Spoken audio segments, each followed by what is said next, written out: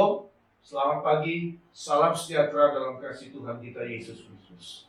Puji Tuhan, Bapak Ibu, saya senang sekali kita boleh berjumpa kembali pada hari ini, hari Minggu tanggal 3 April tahun 2022. Bagi Bapak Ibu, saudara-saudari yang menonton video khotbah ini, saya menyapa dari tempat ini, saya mau berkata, Tuhan Yesus baik. Haleluya. Puji Tuhan.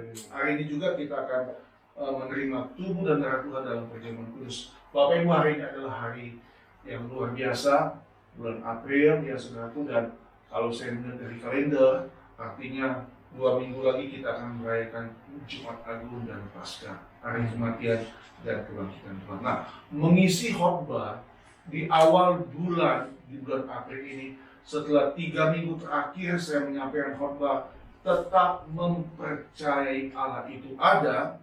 Dan hari ini saudara-saudaraku, saya mengambil judul khotbah penghormatan yang benar. Penghormatan yang benar. Saya ambil ayat firman Tuhan dalam 1 Petrus pasal 1 ayat 17 sampai dengan 19. Mari kita membaca ayat firman Tuhan bersama-sama, dan Bapak Ibu yang menonton khotbah ini, Bapak Ibu boleh membuka Alkitab masing-masing dalam 1 Petrus 1 ayat 17 sampai dengan 19. Mari kita membaca bersama-sama. 1, 2, 3. Dan jika kamu menyebutnya Bapa, yaitu Dia yang tanpa memandang muka menghakimi semua orang menurut perbuatannya, maka hendaklah kamu hidup dalam ketakutan selama kamu menumpang di dunia ini. Sebab kamu tahu bahwa kamu telah ditebus dari cara hidupmu yang sia-sia yang kamu warisi dari nenek moyangmu itu, bukan dengan barang yang fana, bukan pula dengan perak atau emas, melainkan dengan darah yang mahal, yaitu darah Kristus yang sama seperti darah anak domba yang tak bernoda dan tak bercacat. Amin, saudara-saudara. Amin. Anggaplah khotbah saya ini sebagai pengantar untuk khotbah selanjutnya menjelang Jumat Agung, Bapak Ibu. Ya, penghormatan yang benar. Puji Tuhan. Sebentar lagi kita akan merayakan Paskah. Paskah dalam konteks kekristenan di sini adalah merayakan hari kematian dan kebangkitan Tuhan Yesus Kristus yang menebus dosa-dosa setiap umat manusia yang percaya padanya. Saya garis bawahi kata yang percaya kepadanya. Artinya pasti ada yang belum atau tidak mempercayai, dan itu tidak menjadi persoalan. Tetapi yang menjadi persoalan di sini bagaimana sikap hati kita, sikap hidup kita dalam memberikan penghormatan yang benar, memberikan nilai setinggi-tingginya atas korban Kristus di atas kayu salib.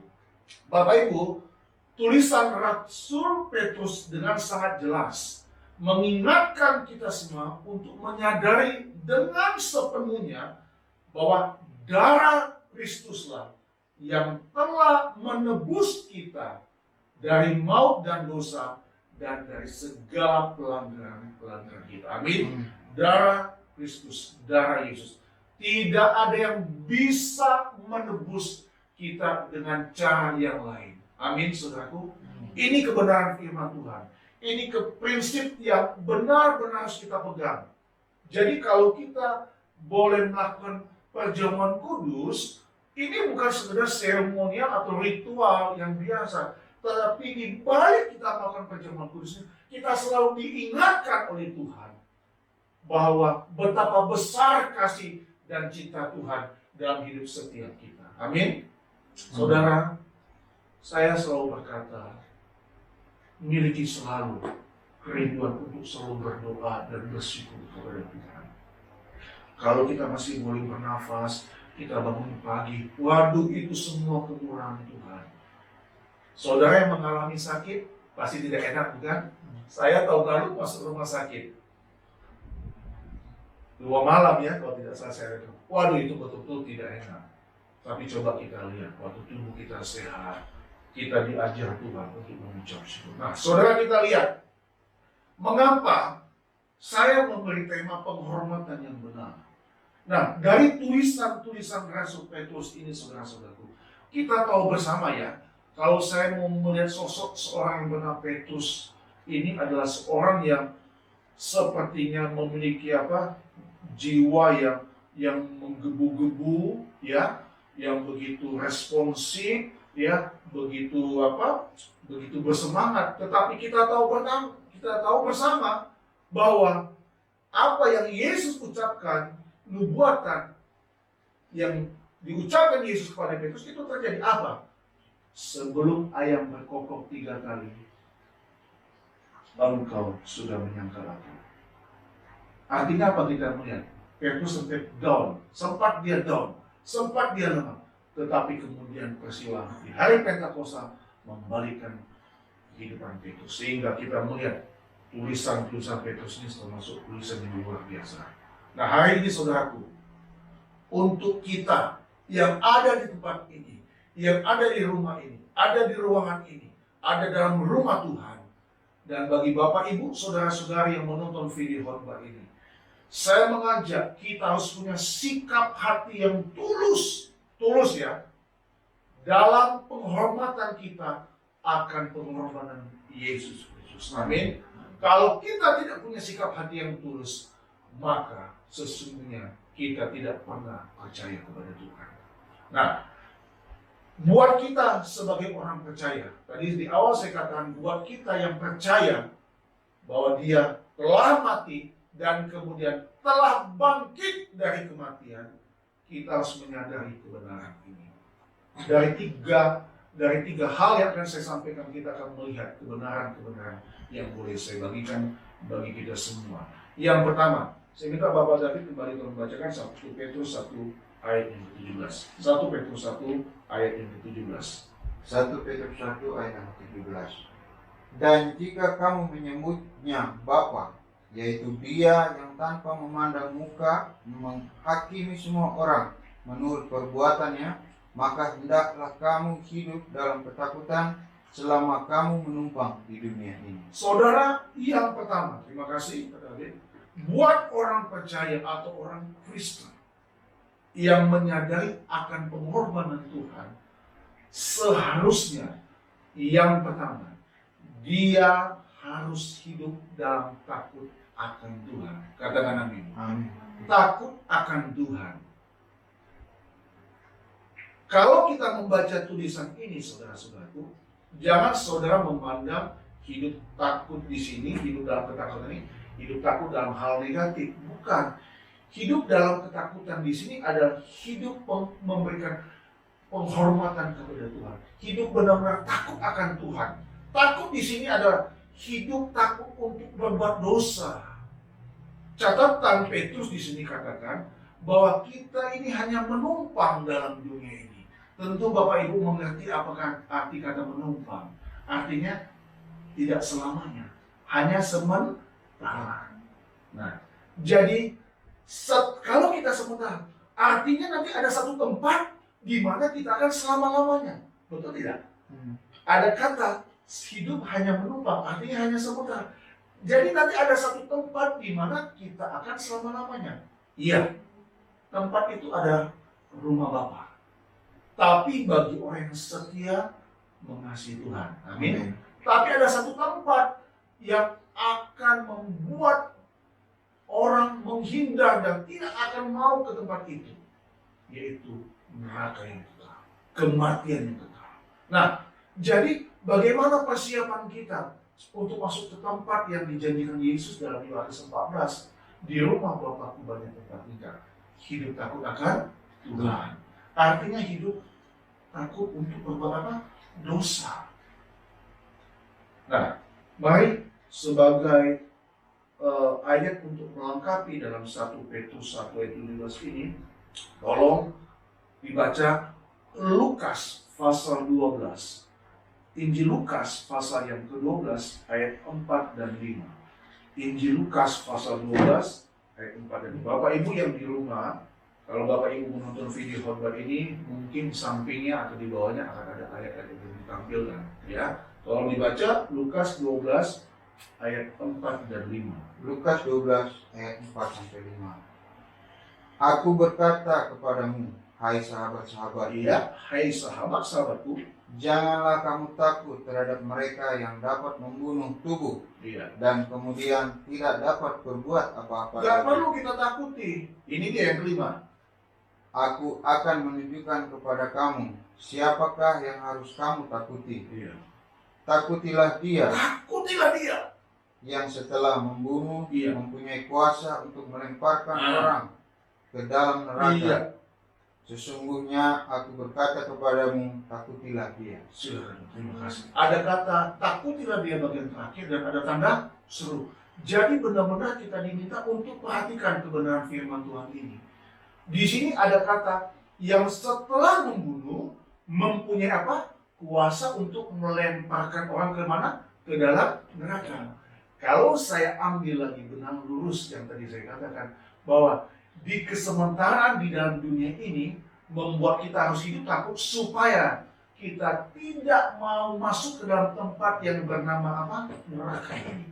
Jadi persyaratan penghormatan yang benar akan korban Kristus, akan darah Yesus adalah hidup takut akan Tuhan. Gak usah takut kepada manusia. Selama kita masih benar, tidak punya persoalan sesama kita tidak usah takut. Amin.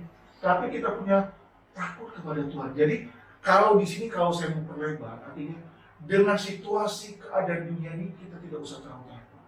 Betul, COVID masih ada, pandemi masih ada. Tetapi paling tidak kita sudah menjaga kesehatan, kita sudah divaksin, ya, kita sudah kemana-mana kita protokol kesehatan. Selebihnya hidup kita di tangan Tuhan, ya kan? Yang paling penting kita takut pada Tuhan. Ingat, catatan penting di Petrus ini bahwa hidup kita cuma menumpang. Jadi kalau kata menumpang ini hanya sementara, tidak mungkin selama-lamanya. Di sini saya bisa kembangkan juga, kita bisa belajar di sini bahwa kita jangan cinta dunia. Tuhan pelihara kita, puji Tuhan. Tuhan berkati kita dengan fasilitas yang ada, puji Tuhan. Amin. Tapi saya selalu mengingatkan bahwa ada rumah abadi yang Yesus sedang siapkan. Amin. Itu luar biasa, ya. Tapi saya pun juga rindu kita di dunia ini tetap bisa bertemu, ya, berkumpul bersama keluarga. Amin. Ya, puji Tuhan. Itu yang pertama. Jadi hidup dalam takut akan Tuhan. Yang kedua, poin yang kedua, kita kembali dalam 1 Petrus 1, tolong bacakan lagi. Nah, sebetulnya bacanya ayat 18. Tetapi kalau saya melihat ayat ini tidak bisa dipisahkan ayat 19. Jadi nanti poin yang kedua dan poin ketiga tetap ayat 18 dan 19. Hanya nyari penekanannya di ayat 18 untuk yang kedua ini. Tolong dibaca, dua ayat aja langsung, 18 dan 19. Nanti juga akan dibaca lagi dua ayat ini. 1 Petrus 1, 18 dan 19. Iya.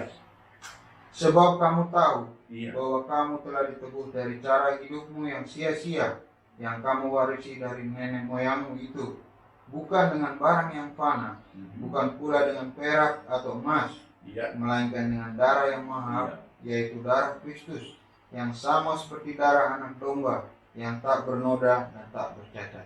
Haleluya, terima kasih. Saudara, poin yang kedua, buat orang percaya dan orang Kristen, ya, yang menyadari bahwa penghormatan yang benar itu seharusnya membuka pemahaman kita. Nah, tangan saya seperti begini ya, memegang kening, membuka pemahaman kita, artinya membuka pikiran kita, pandangan kita bahwa betapa berharganya hidup kita ini di hadapan Tuhan. Amin. Amin. Amin. Saudara, kalau saudara baca, kamu telah ditebus kamu telah ditebus dari cara hidup yang sia-sia. Jadi nenek moyang kita, yaitu Adam, bapak nenek moyang kita, Adam dan Hawa ini, ada nenek moyang kita. Yang warisan apa yang kita terima dari Adam, yaitu hidup yang sia-sia. Apa itu hidup yang sia-sia? Setelah kita tahu tragedi di Taman Eden itu apa kan? Saudara pernah baca bukan? Adam dan Hawa jatuh dalam dosa. Itu hidupnya menjadi sia-sia. Kata Petrus ya. Itulah sebabnya dalam Korintus Paulus katakan Adam yang kedua, manusia yang kedua, Adam yang kedua, yaitu Kristus mati di atas kayu. Ini konsep keselamatan. Dan saya harus mengatakan ini kebenaran firman Tuhan. Amin. Konsep keselamatan Kristen ini memang sulit untuk dipahami bagi orang yang tidak percaya kepada Kristus. Dan kita tidak boleh memaksa orang untuk percaya. Amin.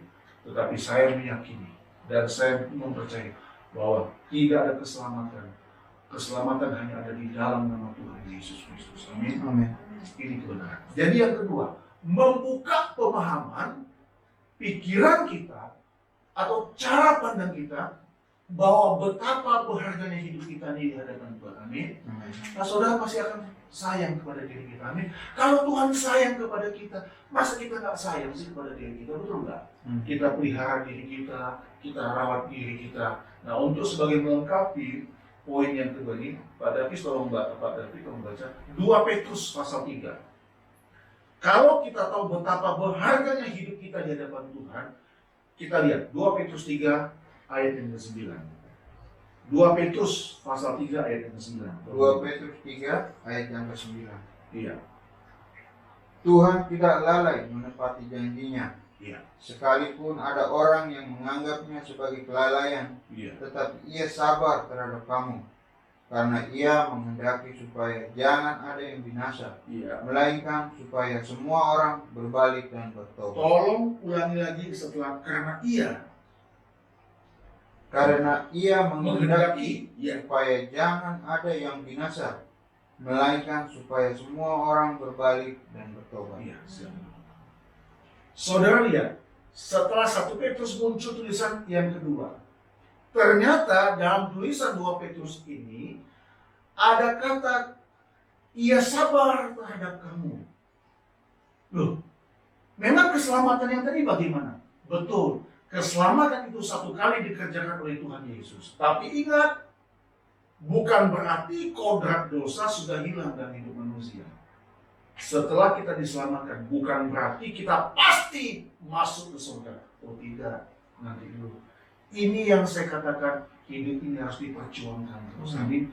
Jangan sampai kita lalai. Jangan sampai kita lengah. Ingat, kuasa kegelapan. Saya pernah mengatakan ini dulu. Kuasa kegelapan, iblis bekerja, itu akan menghancurkan orang-orang Kristen yang sungguh-sungguh di dalam Tuhan. Sehingga Petrus mengingatkan, Tuhan sabar terhadap kamu, karena ia menghendaki supaya jangan ada yang binasa, melainkan supaya semua orang berbalik dan bertobat. Kenapa? Karena hidup kita ini berharga. Amin. Maaf ya, kalau hewan dia mati, dia sudah selesai. Tapi manusia, kalau dia mati, belum selesai. Nanti akan ada penghakiman, pengadilan Tuhan. Amin. Belum selesai. Maka itu saya belajar di soal kita. Ada 1 kematian dan 2 kehidupan. Atau ada 2 kematian, 1 kehidupan. Kita pilih mana? Kita mau pilih 2 kehidupan, bukan? Hidup sementara di dunia, yes, kita jalani. Nanti mati, nyawa kita diambil oleh Tuhan. Itu kematian yang pertama. Setelah itu, baru pengadilan Kristus. Apakah kita akan masuk ke rumah Bapa atau masuk kemana tadi? Neraka. Kita tidak mau masuk ke tempat ini, bukan? Maka itu pandang Tuhan. Kalau kita memandang anugerah Tuhan, penghormatan yang benar kepada Tuhan, maka kita akan membawa diri kita menyadari bahwa hidup ini betul-betul karena kemurahan Tuhan. Kenapa? Tuhan mengasihi kita. Kalau mau lihat siapa sih kita ini? Ya kan? Siapa? Di mana saja Tuhan taruh kita, bawa kita akan banyak masuk dalam rancangan Tuhan. Amin. Seperti tadi, bukan? Cuma lulusan SMA, tapi bisa memegang 3 posisi supervisor. Luar biasa. Ya kan? Banyak hal yang bisa terjadi yang kita tidak pernah tahu. Terlalu kecil bagi Tuhan. Tapi kita harus memandang ini sebagai anugerah Tuhan. Itulah sebabnya Paulus katakan dalam Korintus, saya tidak tulis di sini, aku ada semua karena anugerah Tuhan. Aku tidak mau menyia-nyiakan kasih karunia Tuhan. Saya tidak catat, tapi kayaknya kita baca aja ya. 1 Korintus 15. Saya ingat 1 Korintus pasal 15 ayat yang ke-10. 1 Korintus 15 ayat yang ke-10. 1 Korintus 15 ayat yang ke-10. Iya. Tetapi karena kasih karunia Allah, Iya. aku adalah sebagaimana aku ada sekarang, dan kasih karunia yang dianugerahkannya kepadaku tidak sia-sia. Sebaliknya, aku telah bekerja lebih keras daripada mereka semua. Iya. Tetapi bukannya aku, Ini dia, melainkan apa? melainkan kasih karunia Allah yang menyertai. Katakan amin. Amin. Kalau sampai di sini pemahaman saudara terbuka dan saudara mengucap syukur kepada Tuhan, Amin. luar biasa.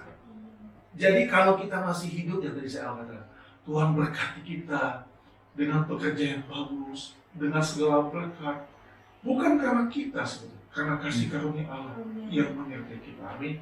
Jadi pandang, kalau Tuhan memandang kita berharga, masa kita tidak mau memandang kita berharga? Amin, bukan? Amin. Jadi hari ini kita lihat, kita sadar, kita terbuka pemahaman kita, betapa berharganya hidup kita di hadapan Tuhan. Haleluya. Amin. Nah, itu poin yang kedua. Poin yang ketiga, setelah kita mengalami hal hidup takut dalam Tuhan, dan kita kemudian terbuka pemahaman dan pemikiran kita bahwa hidup kita ini berharga di hadapan Tuhan karena kasih karunia Allah seperti Paulus katakan dalam 1 Korintus 15 ini, maka seharusnya yang ketiga dibaca lagi ya, tolong ayat 18 dan 19. Masuk poin yang ketiga, tolong baca sekali lagi ayat 18 dan 19. 1 Petrus 1 18 dan 19. Sebab kamu tahu bahwa kamu telah ditebus dari cara hidupmu yang sia-sia, yang kamu warisi dari nenek moyangmu itu, bukan dengan barang yang fana, bukan pula dengan perak atau emas, melainkan dengan darah yang mahal, yaitu darah Kristus yang sama seperti darah anak domba, yang tak bernoda dan tak bercacat. Amin. Hari Jumat lalu kami mengikuti diklat yang selalu ada sejak 2 bulan terakhir ini sampai nanti selesai kurang lebih 3 bulan. Kami hamba baca ikut diklat di melalui Zoom di daerah Kabupaten Manchester, daerah Jawa Barat, di pendidikan pengajaran. Itu topiknya juga tentang darah. Ya, nah, saya inspirasi juga dan menuliskan perempuan ini. Saya harus mengatakan setiap saya membaca firman Tuhan ini, saya benar-benar tidak bisa berkata-kata. Darah yang mana? Poin yang ketiga. Setelah kita hidup dalam takut akan Tuhan dan terbuka pemahaman kita, pikiran kita, betapa berharganya hidup kita dari Tuhan. Yang ketiga, seharusnya hal ini membuat kita rajin dan setia beribadah dan melayani Allah yang hidup. Amin. Amin. Kamu sudah ditebus dengan darah Yesus. Apa yang bisa kamu lakukan dalam hidup ini? Saya membuktikan pada Pak David ayat kebenaran yang pertama. Saya baca dulu ya, buat kita semua, apa yang ditulis oleh 1 Petrus 3 ini, 1 Petrus 1 maksud saya ayat 19 ini, di dalam Alkitab bahasa Indonesia sehari-hari. Tolong didengarkan ya, 1 Petrus 1 ayat 19. Tadi saya bilang, poin yang ketiga ini, sepatutnya membuat kita rajin dan setia beribadah dan melayani Allah yang hidup. Ya, itu poin yang ketiganya. Nah, saya tulis di sini, saya baca di sini tulisan Petrus begini bunyinya. Langsung ayat 19 ya. Melainkan sesuatu yang sangat berharga. Oh, saya mulai baca ayat 18. Kalian tahu apa yang sudah dibayarkan untuk membebaskan kalian dari kehidupan yang sia-sia yang diwariskan oleh nenek moyangmu. Bayarannya bukanlah sesuatu yang bisa rusak seperti perak atau emas, melainkan sesuatu yang sangat berharga, yaitu diri Kristus sendiri yang menjadi domba yang dikurbankan kepada Allah tanpa cacat atau celah. Nah, di sini yang saya mau katakan saudara-saudaraku bahwa sepatutnya membuat kita rajin dan setia beribadah dan melayani Allah yang hidup. Ayatnya Ibrani pasal 9. Tolong dibaca Ibrani 9, kitab Ibrani. Tolong Pak dibaca kitab Ibrani pasal 9 mulai ayat 11. Baca, karena ini satu hal yang perlu kita ketahui.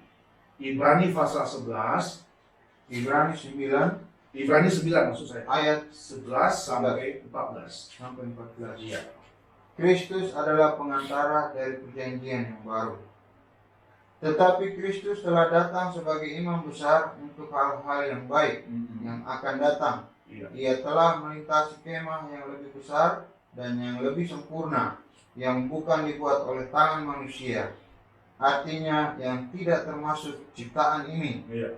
Dan ia telah masuk satu kali untuk selama-lamanya ke dalam tempat yang kudus, bukan dengan membawa darah domba jantan dan darah anak lembu. Ulang di sini baca. Tetapi apa? Tetapi dia membawa darahnya Salah sendiri. bacanya. Ulang baca Tetapi dengan membawa darahnya darahnya sendiri. sendiri. Kemudian Dan dengan itu ia telah mendapat kelepasan yang ayat kekal. 13. Sebab jika darah domba jantan dan darah lembu jantan dan percikan abu lembu muda menguduskan mereka yang najis, sehingga mereka disucikan secara lahiriah. Lihat kehebatan kuasa dari darah Kristus. Ayat 14-nya tolong baca. Betapa lebihnya darah Kristus Haleluya. yang oleh roh yang kekal dengan mempersembahkan dirinya sendiri kepada Allah sebagai persembahan yang tak bercacat, akan menyucikan hati nurani kita dari perbuatan-perbuatan yang sia-sia, supaya kita dapat beribadah. Supaya apa Pak David? Supaya kita dapat dapat beribadah beribadah kepada Allah yang hidup.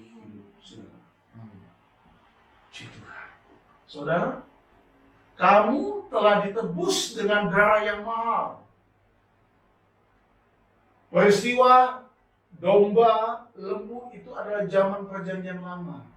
Tapi masuk dalam perjanjian baru. Bukan lagi darah hewan, tapi darah Kristus. Dirinya sendiri, kata kitab Ibrani. Nah, saya baca ya, dalam Alkitab Bahasa Indonesia sehari-hari, bunyi ayat 14. Nah, kalau darah dan abu itu dapat membersihkan kenajisan orang-orang itu, apalagi darah Kristus, ada tanda seru di sini. Melalui roh yang abadi, Kristus mempersembahkan dirinya sendiri kepada Allah sebagai kurban yang sempurna. Darahnya membersihkan hati nurani kita dari upacara agama yang tidak berguna. Ini dia, supaya kita dapat melayani Allah yang hidup. Amin. Amin. Kalau dalam Alkitab yang tadi kita baca, pakai kata supaya kita dapat beribadah kepada Allah yang hidup. Kalau dalam Alkitab bahasa Indonesia sehari-hari, pakai kata supaya kita dapat melayani Allah yang hidup. Sehingga poin yang ketiga ini saya tulis di sini sebagai renungan bagi kita semua dan bagi Bapak Ibu yang menonton video khotbah ini, sepatutnya membuat kita rajin dan setia beribadah dan melayani Allah yang hidup. Amin. Amin. Sungguh satu kehormatan yang luar biasa. Bapak Ibu yang bekerja di kantor, jadikan sehari itu sebagai melayani Allah yang hidup. Amin. Kalau saudara menyadari ini, saudara pasti kerja dengan jujur. Amin. Saudara pasti kerja dengan baik. Saudara pasti bertanggung jawab. Haleluya. Amin. Ngapain kita kumpul? Sekarang serius. Kita mau melayani Allah yang hidup. Amin. Amin. Yang 2000 tahun yang lalu dia mati buat saya dan buat saudara. Haleluya. Saudara miliki penghormatan dan penghargaan yang bernilai setinggi-tingginya akan korban Kristus di kayu salib. Darahnya adalah darah yang suci dan mahal. Jangan sia-siakan kasih dan anugerah yang sempurna. Amin. Jangan ya, setialah di dalam Tuhan. Ya, tidak jadi masalah di mana pun kita berada. Ya, yang penting kita mau melayani Allah yang hidup, bukan Allah yang mati. Tuhan berkati kita. Ya, kita siapkan kehidupan kita untuk terima tubuh dan darah. Amin. Haleluya. Puji Tuhan. Glory haleluya.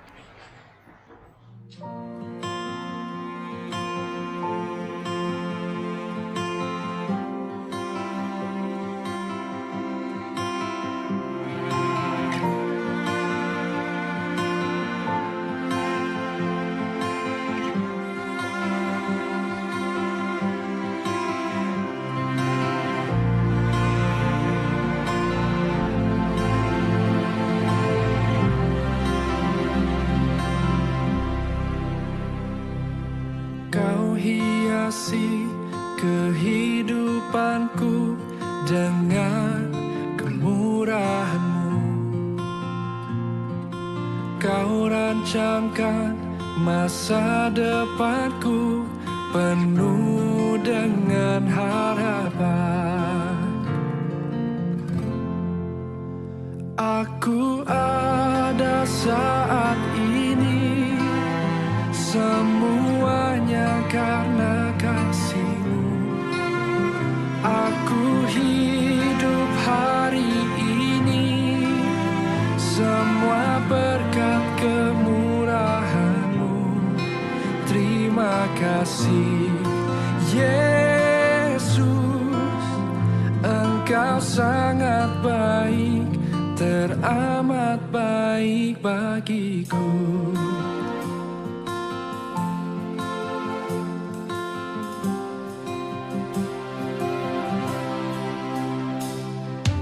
Kau hiasi kehidupanku dengan kemurahan-Mu. Kau rancangkan masa depanku penuh dengan harapan. Aku ada saat ini, semuanya karena kasih-Mu. Aku hidup hari ini, semua berkat kemurahan-Mu.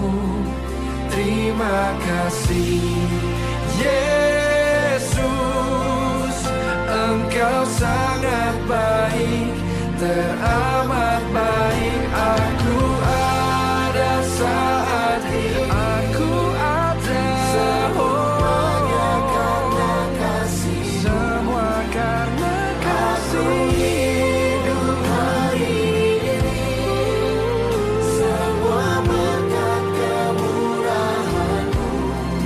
Terima kasih Yesus.